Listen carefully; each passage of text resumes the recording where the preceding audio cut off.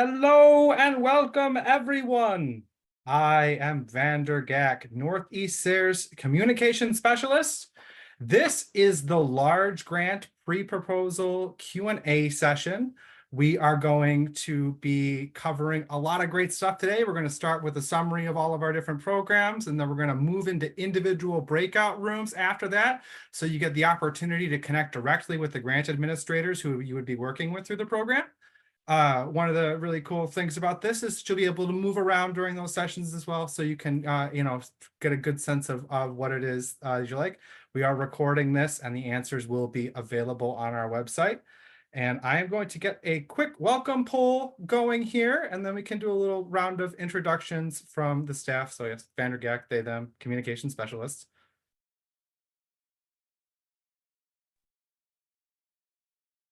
Should we wait for the poll, Vander, or go ahead with intros? Go ahead. Okay. Hi, everybody. I'm Heather Omand. I'm the Associate Director of Northeast SARE. I use they and key pronouns, and I will be sharing some information with you all shortly. Hi, folks. I'm Katie Campbell-Nelson. I'm the Professional Development Program Coordinator, she, her, and I am in New York. I'll look forward to talking to you all. And I am Nevin Dawson. I'm the Associate Professional Development Program Coordinator. So I work closely with Katie, although today I'm filling in for the Research for Novel Approaches program. And I live in Maryland and happen to be employed by University of Maryland Extension. Hey folks, my name's Emma. I use she, her pronouns. I'm the grant program specialist, which means I support Heather, Nevin, Katie, and all our other grant administrators in running our grant programs. And I'm from Central Vermont, calling in today from Pennsylvania.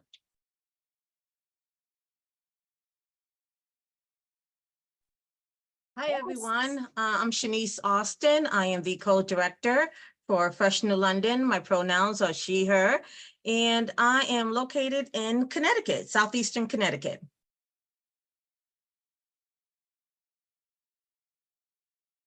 Thank you. Vander, are you? Sorry. No, I was saying welcome and welcome, Shanice. Welcome everybody. And feel free to throw questions in the chat here. We're going to move into a quick summary of our programs, and Heather's going to be leading us through that. And yes, please take a moment and complete the poll. We're going to keep it up through this general thing. So if you have any, if you're trying to think on questions, they may pop up there. Yeah. And thank you, Shanice, for bringing your voice in. We were not clear as staff that we were just doing staff introductions. But if other folks also want to introduce themselves, please feel free to put that in the chat. We are going to move into a short presentation. It's really going to be brief and focused on helping you all to decide which grant program is the right fit for you. And we do highly recommend you watch the full 50-minute webinar that's on our website, and we'll drop that link in the chat. And that will help you dig deeper into who SARE is if you're new to us, more of the nuance between the programs, learning about the different resources that we have online to support applicants. But this short presentation that I'm about to give is really going to focus on what are the differences between the programs, what is the application timeline, and what is new. And then, as Vander mentioned before, we'll have a short, full group question and answer in case people have clarifying questions to help them decide which breakout group to go into. And then we are going to have breakout groups by the 3 grant programs that we're talking about today. And as mentioned, you'll be able to hop around if you're still not quite sure where you want to be. Okay, so I'm going to take that moment where I try to get my presentation launched and share the screen with you all and figure out all of that simultaneously. So forgive me while I take just a second to do that. Okay. Can I get just a thumbs up from somebody that they're able to see my screen? Awesome. Wrong thing. Okay. So the 3 grant programs that we are discussing today, just to be abundantly clear, are the Research and Education Grant Program, Research for Novel Approaches, and Professional Development Program. All 3 of these programs are currently accepting pre-proposals. And just as a little clarification in case it's confusing, the reason we call them our 2025 grant programs is because the awards will be made next year, although both the pre-proposal and full proposal due dates are indeed in 2024. And now, there we go. Okay, so here's that full timeline for you. Pre-proposals are due on Tuesday, August 6th, 2024 at 5 p.m. Eastern Standard Time. We are really strict about that 5 p.m. time, folks. So please make sure that you're trying to submit your proposal, your pre-proposal, if you are indeed submitting one, no later than 4:30, just in case the system has issues. And then, oops. Sorry, I am indeed struggling with all of the windows today. Everyone will know who applies, who submits a pre-proposal will know by September 3rd if you have been invited to submit a full proposal or not. And then all applicants will receive a summary of reviewers' comments about their pre-proposal, both invited folks and those who are not invited. The full proposals will be due on October 29th, 5 p.m. Eastern Standard Time. Everyone will find out whether they've been funded by late February 2025. And then all contract start dates, this is a non-negotiable, will be March 1st of 2025. But please do note that project activities can begin at a later date if that's something that you're thinking about at this point. And also just be aware that if you are awarded one of these grants, contracting can take 1 to 2 months. And so even though you will eventually be able to be reimbursed for expenses starting March 1st, you may not have a finalized contract until end of April. Another thing to just be aware about in terms of our timeline is that we do have required new grantee orientation meetings with Northeast SARE staff that will be happening in March for funded awards. And yeah, and so all contracts will be finalized no later than May of 2025. So one of the most common questions we get is who can apply, and applicants can be from like university and college extension, universities or college other departments, for-profit businesses, including consultants and farmers can apply. Municipalities, nonprofits, tribal governments, state and federal departments. I like to say pretty much anybody doing anything in agriculture is eligible to apply to these programs. And it's really helpful, I think, to clarify that the applicant and applicant organization can be located outside of the Northeast region as long as the project activities and the audience served are inside the Northeast region. So I'm going to briefly review some of the differences between the three grant programs, and then I'll touch on their similarities in the next slide. So both the research and education and the professional development grant program require a performance target. This is a fancy way of saying, what will the outcome of the project be if everything goes exactly to plan? That doesn't mean that we think that that's always going to happen. We know from experience that oftentimes projects have to shift or change. Not everything's going to go perfectly, but reviewers are going to be looking for applicants to articulate what would happen if everything went exactly to plan. And then each of these three programs funds a different type of work or audience. So a research and education project must include a farmer education plan that will result in measurable on-farm changes, which is described by that performance target that I just talked about. And those need to lead to greater sustainability for farmers. And so that focus on farmer behavior change is a key requirement of the research and education grant program. Research and education grants may include an applied research component that supports the education program, but it's really important to uplift that actually the only required element of a research and education grant is education. We do indeed consistently fund research and education grants that are only education projects. And then applicants are generally researchers, farmers, educators, and others who work with farmers. And then just to really drive this point home, farmer education is the core and required component of the research and education grant program. For the research for novel approaches, those projects have to include a strong proof of concept applied research component that is intended to confirm the feasibility or benefits of new practices that have a high potential for adoption by farmers in the near future.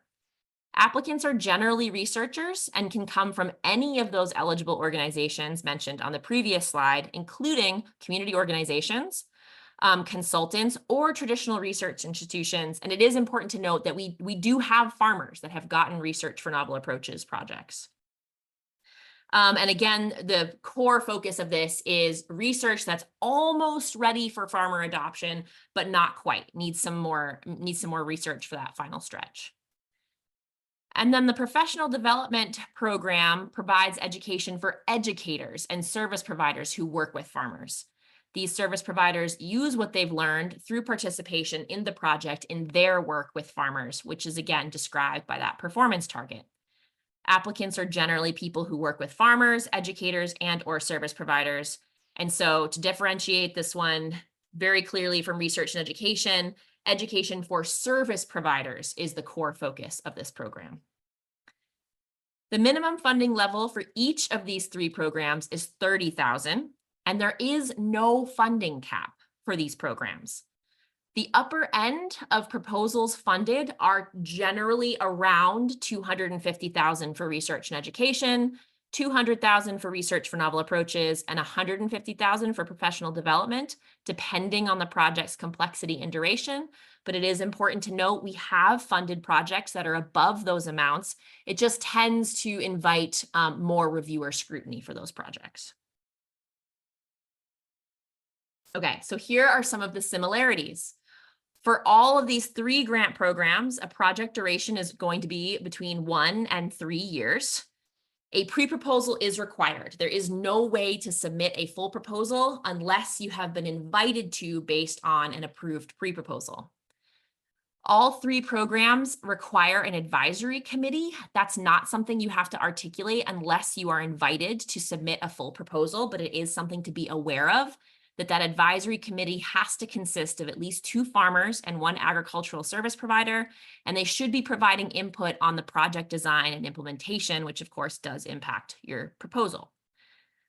Eligible and ineligible expenses are the same for all 3 grant programs. Allowed expenses include labor, material and supplies, services, meeting and training expenses, subawards to partner organizations, indirect costs, also known as overhead, up to 10% of total direct costs, and project-specific equipment. And ineligible expenses are those general expenses, those used for startups, capital expenses like common farming equipment, land, and structures. Those are not typically allowed. So some of you may know that Northeast SARE paused 5 of our grant programs from 2023 to 2024. And we did that because it gave our staff the capacity we needed to really begin the process of reorganizing our structure, our culture, and redesigning our grant programs. And if you're interested, there's a link here on the slide. You could go to this webpage on our website to learn more about what we've been up to during that time.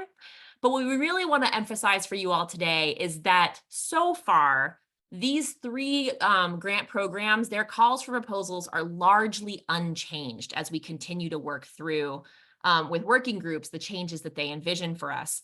On the same sort of topic, we just want to make sure that folks are also prepared that there may be much more significant changes in coming years because we are still working on redesigning our programs with our working groups.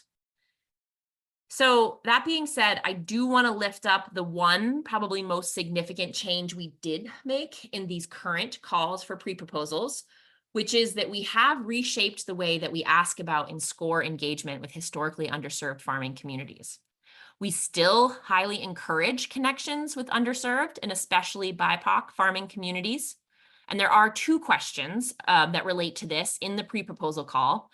One that asks about the farming communities you plan to serve, how you know what their needs are, how you know that they want to work with you to address those needs, etc. That question applies regardless of what communities you intend to work with. And then there is this historically underserved farming communities question that's right here on the screen. The response to this question is no longer optional, and the responses regarding connections to communities and engagement with these audiences is now scored. So in order to receive the highest possible score, the project must engage with at least one historically underserved farming community as defined by the USDA. However, you can see that none of the above is a choice here. It is not required to submit a proposal. So those invited to submit full proposals will be expected to provide significant detail to demonstrate authentic connections with the farming communities, the project they serve, including those indicated with these checkboxes. So it feels really important to be explicit and clear here that it is better for an applicant to submit a proposal focused on communities they do have authentic relationships with than it would be for an applicant to submit a proposal, check some of these boxes, and then fail to document strong and meaningful relationships with those communities down the line. And then this is my last slide for you all before we'll have some group question and answer. So this is to help with your planning as you think about writing a pre-proposal. We do not require any supplemental applications at the pre-proposal phase. This is really a concept document. So there's no required form from your host organization indicating that they support or commit to this project, although your organization may have its own policies about that, of course. We no longer ask for any budget information in the pre-proposal, but just be prepared. If you're invited to submit a full proposal, a detailed budget will be required at that point. We like folks to know that funds are reimbursed. So we are a reimbursement grant organization. They're reimbursed on a net 30-day basis. This does mean that your organization would need to make initial payments for project expenses and that we work hard to process those invoices for reimbursement as quickly as possible. We like to lift up that matching funds are not required by SARE. They're not encouraged, and they do not increase a proposal's ranking. It's important to know that results of all funded projects are part of the public domain. And then please, please, please contact us as soon as possible if you'd like to request a disability-related accommodation, just so we can do our very, very best to support you with what you need. Okay. Those are my slides. I'm going to stop sharing my screen. And we have some time for clarifying questions and answers before we go into breakout groups. Hello, Heather. Thank you for that presentation. I'm Shan Kumar. I'm a new professor at Penn State working with tree fruit. And my question was, does the plain community come under the underserved? Because I didn't see that listed. So it's just my question about that. Yeah, it's a great question. So Northeast SARE is a USDA funded program. And so we have to work with their definitions of historically underserved farmer audiences. And currently the Plains communities are not part of the USDA definition. However, you do have that question that was not shown on the slide where you can describe the community that you're working with and how you have those relationships and why they want to be working with you. And reviewers are going to consider all of those audiences for their unique needs. Okay, thank you. Thanks for asking. For anyone who joined after we started, I'm going to be closing out the welcome poll here in just a minute or two. So if you haven't had an opportunity to complete that, it's a little, you can click on the little rectangles there next to the closed captions button, which is next to the breakout room squares, which we're going to talk about later for people who haven't heard of that yet. Also, feel free to toss any questions in the chat. And once we close out the poll, I'm going to be, we can look at the questions that people have submitted that way. Thank you. So I'm happy to share my slideshow, but I'll have to defer to you, Vander. I don't know if we have a good way of tracking who's attended in terms of being able to email out a presentation. We can, yeah, we can, it's going to be posted on our website along with the recordings here. I'll make sure we get it up there. Thank you. Thanks for asking. Are there any other questions? If there's no other questions, we're going to move into breakout groups soon by program. Okay. I have a question. Hi, Heather. Hi. My question is regarding the research and education program grant. We are in our second year of that grant, and if we were to reapply, would we have to change the program significantly, or could it be an expansion of the current program? We have funded in the past. Reviewers have seen value in funding, extending an existing project. Northeast SARE has no policy either direction. We don't necessarily say encourage it, and we certainly don't discourage it. And so it's really about, it comes back to answering the questions in the application to the best of your ability to the review criteria, and just making the case to reviewers what the impact and value of the project is. Thank you. Welcome. I just have a quick question. Thank you, Heather, for your slides. My name's Mary. I live in upstate New York and I'm a farmer. And I'm just curious, I read through the request for proposals, and what are kind of the recommended structures that one should have in place before taking on a grant with SARE? I guess I'm just curious. There was allusion in the document to, you know, having the capacity or the financial structures in place, but I'm wondering if someone can provide more detail about like what specifically that should look like. Sure. I think the number one thing comes back to that piece that I already mentioned, which is we are a reimbursement grant. And so your organization has to have the capacity to expend the money up front and then be reimbursed. That's really the biggest piece. That being said, you also need to have the organizational capacity to comply with reporting requirements. And so we do have an annual report that's required each year of the project. And then there's the final report, and invoices should be submitted ideally monthly, and certainly no less often than quarterly. And so those are just some of the things, making sure that you have capacity needed to do those kinds of structural grant management things. Wonderful. And is there any requirement for business structure, or is that really up to the business or organization? We have no requirements. This might be a little bit in the weeds for this context, but we do have different types of contracts. And so for-profit businesses are going to get one type of contract. And then nonprofits, universities, other organizations will get a different type of contract. I would say there's not really much difference functionally to the grantee, except that for-profit businesses, those contracts don't allow for indirect costs in terms of like a blanket 10%. You can include overhead costs that you can make the case are directly applicable to the project. You can still include those expenses in your budget, but you can't just say, oh, okay, and then a line item is just 10% of total direct costs. Does that make sense? Totally. Thank you for getting into those details. That's very helpful. Thank you. You're welcome. Hi, good afternoon. Hi. Two-part question. So the organization that I work with has a for-profit and a non-profit aspect, so basically two different arms. Would you recommend making two different applications, since basically one is a phytoremediation and the other is a nutraceutical company? Two different applications. I'm not quite sure what you mean. If you have a single project, you would submit a single proposal, and it would be up to you which of the organizations submits the proposal. But you wouldn't submit more than one proposal unless you have very different projects. I do have very different projects. I mean, they're underneath the same holding company. One of them is a nonprofit that does phytoremediation for rivers and soils, and the other is a for-profit nutraceutical.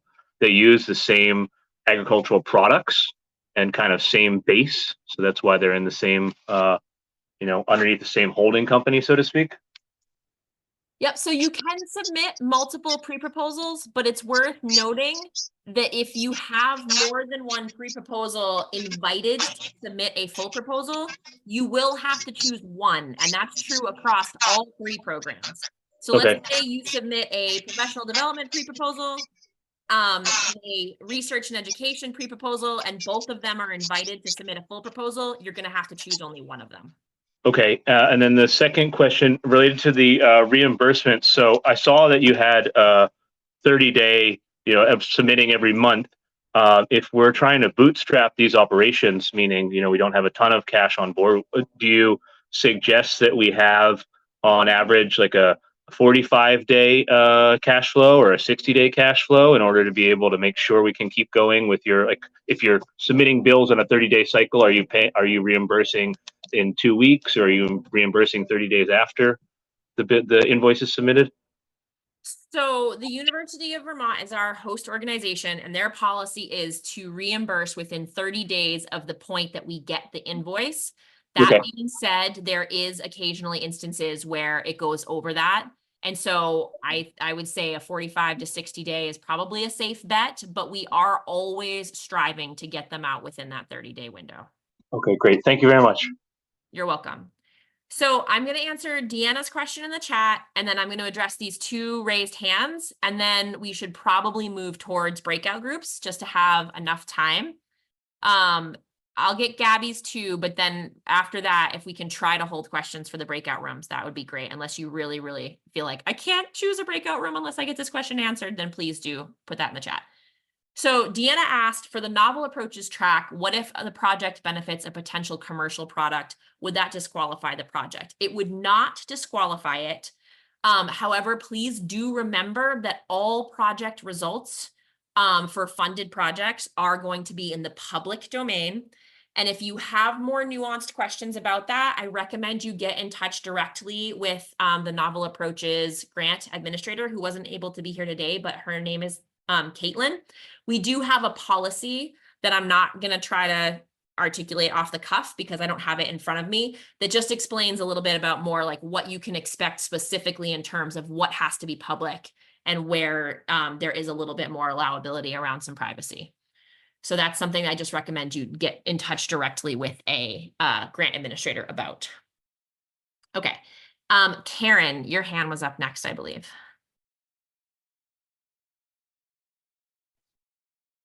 Yes, I was hoping to ask about the novel approaches also in terms of farmer adoption. You say that the approaches shouldn't be quite ready for farmer adoption, but have a high potential for them. And I guess I just wasn't sure really what the distinction was there, or, I mean, I get that if it's already in NRCS like funded practice, it's not then novel, but then I don't know. Yeah, I mean, yeah, what level of novel does it need to be? Yeah, I would say that this is not something there's no bright line is the short answer. You need to sort of sit with the questions and the review criteria and try to see if you feel like comfortable and able to answer those. But generally, so the way I think about it, because I'm actually the research and education grant administrator, is like, you cannot get a research and education project for an education plan unless you are ready to educate on the topic the day that the project starts. But that's not true for novel approaches. So if something is like, there's strong evidence showing that this practice or this thing that you're researching is likely to benefit farmers through their adoption, but you need a little bit more research before you'd feel comfortable going to a farmer and saying, do this on your farm. That is a quintessential novel approaches project. Okay, so there can already be like a bulk of research on it. Has to be. Has to be. Okay, great. I wouldn't say bulk. That was probably a little strong for me to say has to be, but there has to be some evidence that this is likely to be benefit farmers and in the near term future. Okay, great. Thank you. You're welcome. Okay, I do not want to mispronounce your name. The last hand up, would you please be willing to help me with that? Hi, yes, it's Camilo. Thank you. So I have 2 questions. One is related to the allowed cost, allowed expenses. And I'm just a professor at the University of Rhode Island in control environment and agriculture. So is it possible in the research for novel approaches to fund grad students tuition and stipends? Generally, the answer is yes. Generally, tuition is only an allowable expense if it's attached to an assistantship. If you are trying to fund tuition that's not attached to an assistantship, it is possible, but the classes need to be hyper specific to the project. You mean the classes, the courses that the student take? The courses, the tuition that you're funding. And when you say assistantship, do you mean TA-ship or like a teaching assistant, research assistant, that type of thing? Any kind of assistantship, yes. Research, teaching. So meaning that the institution is providing some funding for the tuition. Okay. And the other question is related to serving to underrepresented communities. So I'm a little confused because sometimes, so for example, researching novel approaches, I'm doing something in greenhouses. My thinking will be this is, of course, it might help a local community here in Rhode Island, but also will help anyone growing. So as long as it's useful for this specific community, that will be enough. Will that be enough? That's a question. I would say if you're checking a box on the historically underserved communities list, it's because it is a core part of the project to bring whatever project activities you are doing to that community. If it's not a core part of the project to make that information and those activities accessible to that community, then you probably wouldn't be checking that box if it's just something you think might be relevant to them. Okay. Perfect. Thank you. Katie, did you have a clarifying? Oh, no, I think you were going to address Gabby's question, and then I have a quick thing before we go into breakout. Okay, so I'll address Gabby's question. And then Katie, you will give your thing, and then we're going to go into breakout groups. Okay, cool. Okay, Gabby, I have a question from a possible partner. They're a new nonprofit. They're in the process of incorporation. Can this organization be the lead applicant? I'm guessing, that's a good question. There has to be an organization to do the contract with. And so if that organization doesn't exist yet, usually in that situation, what we see at Northeast SARE is that they have a fiscal sponsor that they would be working with. And in that case, the fiscal sponsor might be the person that has the contract. Down the line, when this organization is fully incorporated in whatever way, they could then amend the contract to be specifically with them. You don't have to keep that fiscal sponsor the whole time. But that's something, there's a little bit more nuance here that I highly recommend you to reach out to the grant administrator for the program you're thinking about applying, so that we can just make sure we're fully understanding the situation. What it comes down to is that there has to be some, even when we're making, if a farmer is a sole proprietor, there's still that organizational structure that we are making the contract with. And so there has to be some kind of structure there. Okay. Nevin, were you going to introduce the breakout groups? So quickly before we go into the breakouts, there was a question about full RFPs and when they may be available. I just pasted examples of the full RFPs from the last year we offered this program. So you can find those in the chat. And then there was a follow-up question of when this year's may be released. We send the full RFPs to invited applicants in early September. So that's how you would see them. Thank you, Katie. Sorry, I forgot about you that quick. Okay, well, Vander is setting up the breakout rooms. So in just a moment, the ability will become available to you. Just because we thought it would be helpful for folks to be able to speak in a smaller group, one-on-one, with specific questions about individual programs. So we'll have 3 rooms, one for each program: research and education, research for novel approaches, and professional development. So we will not be coming back together as a large group. We'll just let each room kind of run its course, and we will end at 2 o'clock, but we might end before that as well.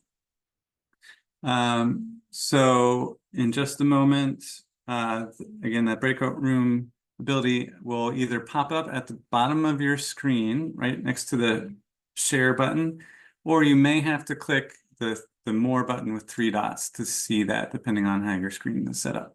Apologies there. It's going to take just a second here to get those launched. I did drop something in the chat. We have live captioning right now, that if anyone who's been using it here, we also have captioners who are transcriptionists who are going to be joining the other breakout sessions. And so we've dropped the link in the chat there for that, and I apologize. breakout rooms started and then closed very quickly here for some reason. And so I'm going to restart them here in a moment. Yeah, and just thanks, Vander. And one last note is that in addition to the captioning, we will have a real person in each breakout room, also taking notes. And within a couple of days, we will publish the questions and their answers. And we will keep that up to date as we go through our series of all 4 of these Q&A sessions. So, and just one more thing, as you start diving into your grant writing process and more questions come up, you are absolutely welcome to rejoin any of the future Q&A sessions. You will see the same presentation at the beginning, but you'll have your plenty of time to ask new questions that may have come up. So you are already registered for those. If you accepted the calendar invite that goes with them, they're already on your calendar. And again, you're welcome to attend. And in addition to that, you are always welcome to reach out to the individual grant administrator team. And you could, if you have a specific question about a specific program, you can reach out to those individuals, or any of us could help you if you're not sure quite which program your question is about. Okay, I think we're ready. I see a join breakout room box on my screen. So I'm heading to research for novel approaches. I'll see some of you there. I'm going to stay in here to help people off, and then I'll be moving into the professional development one to assist on note taking there.